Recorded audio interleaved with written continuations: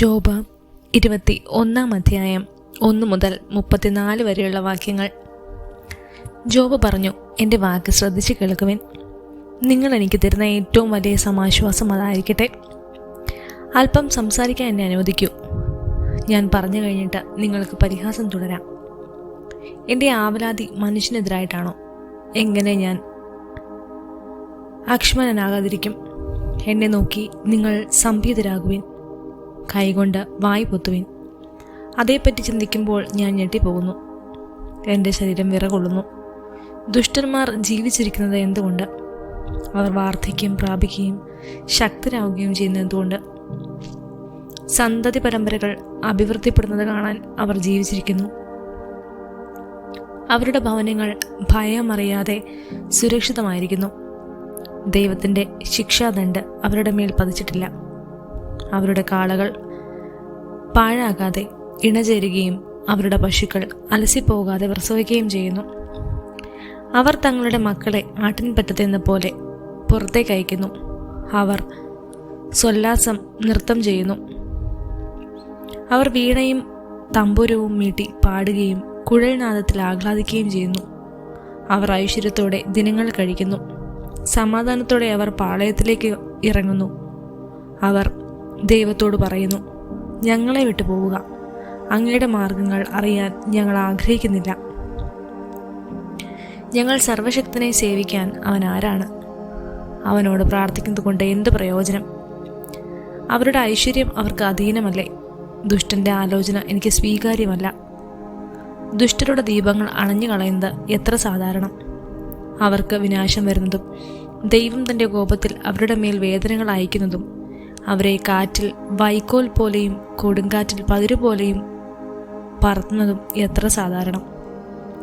ദൈവം അവരുടെ അകൃത്യങ്ങൾ അവരുടെ സന്താനങ്ങൾക്ക് വേണ്ടി കരുതി വയ്ക്കുന്നുവെന്ന് നിങ്ങൾ പറയുന്നു. അവർ അറിയുന്നതിന് അവിടുന്ന് അവർക്ക് തന്നെ പ്രതിഫലം നൽകിയിരുന്നെങ്കിൽ അവരുടെ നാശം അവരുടെ കണ്ണുകൾ തന്നെ ദർശിക്കട്ടെ. സർവശക്തൻ്റെ ക്രോധത്തിൽ നിന്ന് അവർ പാനം ചെയ്യട്ടെ. ആയുസ് ഒടുങ്ങിക്കഴിഞ്ഞിട്ട് തങ്ങൾക്ക് ശേഷം ഭവനത്തിന് എന്ത് സംഭവിക്കുമെന്ന് അവർ ആകുലരാകുമോ?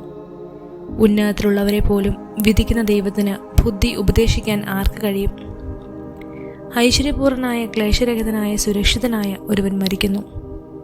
അവൻ്റെ ശരീരം മേധസ്സറ്റും മജ്ജയും അയവുമാണ്. ഒരിക്കലും സുഖം ആസ്വദിക്കാതെ മറ്റൊരുവൻ അസ്വസ്ഥരായി മരിക്കുന്നു. ഇരുവരും ഒന്നുപോലെ പൊടിയിൽ കിടക്കുന്നു. പുഴു അവരെ പൊതിയുന്നു. നിങ്ങളുടെ ആലോചനകളും എന്നെ ദ്രോഹിക്കാനുള്ള പദ്ധതികളും ഞാൻ അറിയുന്നു. നിങ്ങൾ പറയുന്നു, പ്രഭുവിൻ്റെ കൊട്ടാരം എവിടെ? ദുഷ്ടൻ്റെ അധിവസിച്ചിരുന്ന കൂടാരം എവിടെ? നിങ്ങൾ വഴിപോക്കനോട് ചോദിച്ചറിഞ്ഞിട്ടില്ലേ? ദുഷ്ടൻ വിനാശത്തിൻ്റെ ദിനങ്ങളിൽ അതിൽ നിന്ന് ഒഴിവാക്കപ്പെടുന്നു. ക്രോധത്തിൻ്റെ നാളുകളിൽ അവൻ രക്ഷിക്കപ്പെടുന്നു എന്ന അവരുടെ സാക്ഷ്യം നിങ്ങൾ സ്വീകരിച്ചിട്ടില്ലേ? അവൻ്റെ മാർഗങ്ങളെ ആർ കുറ്റപ്പെടുത്തും? അവൻ്റെ മുഖത്ത് നോക്കി അവൻ്റെ പ്രവർത്തികൾ ആർ അവനോട് പകരം ചോദിക്കും? അവനെ ശ്മശാനത്തിലേക്ക് കൊണ്ടുപോകുമ്പോൾ അവൻ്റെ ശവകുടീരത്തിന് മുകളിൽ കാവലേർപ്പെടുത്തുന്നു. താഴ്വരയിലെ മൺകട്ട അവന് പ്രിയങ്കരമായിരിക്കും. എല്ലാവരും അവനെ അനുയാത്ര ചെയ്യുന്നു.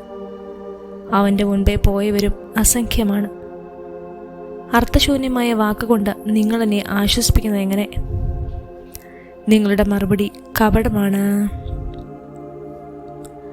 ജോബ് 22 1 മുതൽ 30 വരെയുള്ള വാക്യങ്ങൾ. തേമാനായ എലിഫാസ് പറഞ്ഞു, ദൈവത്തിന് മനുഷ്യനെ കൊണ്ട് എന്തുപകാരം? ഒരുവൻ ജ്ഞാനിയായതുകൊണ്ട് പ്രയോജനം അവന് തന്നെ. നീ നീതിമാനായിരിക്കുന്നതുകൊണ്ട് സർവശക്തന് നേട്ടമുണ്ടോ? തൻ്റെ മാർഗം കുറ്റമറ്റതെങ്കിൽ അവിടത്തേക്ക് എന്തെങ്കിലും ലാഭമുണ്ടോ? നിന്റെ ഭക്തി നിമിത്തമാണോ അവിടുന്ന് നിന്നെ ശാസിക്കുകയും നിന്റെ മേൽ ന്യായവിധി നടത്തുകയും ചെയ്യുന്നത്? നിന്റെ ദുഷ്ടത വലുതല്ലേ? നിന്റെ അകൃത്യങ്ങൾക്കെതിരില്ലേ? നീ സഹോദരരിൽ നിന്ന് അകാരണമായി പണം ഈടാക്കി. വസ്ത്രം ഊരിയെടുത്ത് നീ അവരെ നഗ്നരാക്കി. ക്ഷീണിച്ചവന് നീ ദാഹജലം നൽകിയില്ല. വിശക്കുന്നവൻ്റെ അപ്പം പിടിച്ചു വയ്ക്കുകയും ചെയ്യുന്നു. ബലവാൻ ഭൂമി കൈവശപ്പെടുത്തുകയും സമ്പന്നൻ അവിടെ പാർക്കുകയും ചെയ്യുന്നു. വിധവകളെ നീ വെറും കൈയോടെ പറഞ്ഞയച്ചു. അനാഥരുടെ ഭുജങ്ങൾ തകർക്കുകയും ചെയ്തു. അതുകൊണ്ട് നിന്നെ കെണികൾ വലയം ചെയ്തിരിക്കുന്നു. ക്ഷ്യപ്രതീപതി നിന്നെ കീഴ്പ്പെടുത്തിയിരിക്കുന്നു.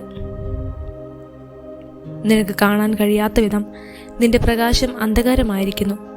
പെരുവെള്ളം നിന്നെ മൂടിയിരിക്കുന്നു. ദൈവം ആകാശങ്ങളിൽ ഉന്നതനല്ലേ? ഏറ്റവും ഉയരത്തിലെ നക്ഷത്രങ്ങളെ നോക്കുക, അവ എത്ര ഉയരത്തിലാണ്. അതിനാൽ നീ പറയുന്നു, ദൈവം എന്തറിയുന്നു? കൂരിരുട്ടിൽ അവിടത്തേക്ക് വിധിക്കാൻ കഴിയുമോ? കാണാൻ സാധിക്കാത്ത വിധം കനത്ത മേഘങ്ങൾ അവിടുത്തെ വലയം ചെയ്തിരിക്കുന്നു.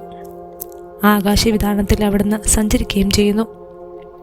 ദുഷ്ടന്മാർ സഞ്ചരിച്ച പഴയ മാർഗങ്ങളിൽ നീ ഉറച്ചു നിൽക്കുമോ? കാലം തികയുന്നതിന് മുൻപേ അവർ അപഹരിക്കപ്പെട്ടു. അവരുടെ അടിസ്ഥാനം ഒഴുകിപ്പോയി. അവർ ദൈവത്തോട് പറഞ്ഞു, ഞങ്ങളെ വിട്ടു പോവുക. സർവശക്തന് ഞങ്ങളോട് എന്തു ചെയ്യാൻ കഴിയും? എന്നിട്ടും അവിടുന്ന് അവരുടെ ഭവനങ്ങളെ നന്മകൾ കൊണ്ട് നിറച്ചു. എന്നാൽ ദുഷ്ടന്റെ ആലോചന എന്നിൽ നിന്ന് അകലെയാണ്. നീതിമാന്മാർ അവരുടെ അവസാനം കണ്ട് സന്തോഷിക്കുന്നു. നിഷ്കളങ്കർ അവരെ നോക്കി പരിഹസിച്ച് പറയുന്നു, തീർച്ചയായും ഞങ്ങളുടെ ശത്രുക്കൾ പിഴുതെറിയപ്പെട്ടിരിക്കുന്നു. അവർ അവശേഷിച്ചത് അഗ്നിക്കിരയാവുകയും ചെയ്തു. ദൈവവുമായി രമ്യതയിലായി സമാധാനത്തിൽ കഴിയുക, അപ്പോൾ നിനക്ക് നന്മ വരും. അവിടുത്തെ അധരങ്ങളിൽ നിന്ന് ഉപദേശം സ്വീകരിക്കുക, അവിടുത്തെ വാക്കുകൾ നിന്റെ ഹൃദയത്തിൽ സൂക്ഷിക്കുക. സർവശക്തന്റെ സന്നിധിയിലേക്ക് തിരിച്ചു വരികയും നിന്നെ തന്നെ എളിമപ്പെടുത്തുകയും ചെയ്യുമെങ്കിൽ, നിന്റെ കൂടാരത്തിൽ നിന്ന് അനീതിയെ അകറ്റിക്കളയുമെങ്കിൽ, സ്വർണത്തെ പൊടിയിലും ഓഫീർ പൊന്നിനെ നദി തടാകത്തിലെ കല്ലുകൾക്കിടയിലും എറിയുമെങ്കിൽ, സർവശക്തൻ നിനക്ക് സ്വർണവും വിലപിടിച്ച വെള്ളിയും ആകുമെങ്കിൽ, നീ സർവശക്തനിൽ ആനന്ദിക്കുകയും ദൈവത്തിൻ്റെ നേരെ മുഖമുയർത്തുകയും ചെയ്യും.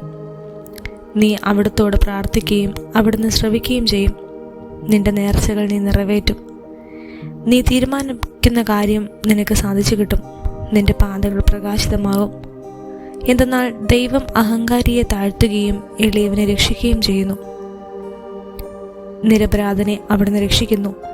നിന്റെ കരങ്ങളുടെ നൈർമല്യം മൂലം നീ രക്ഷിക്കപ്പെടും.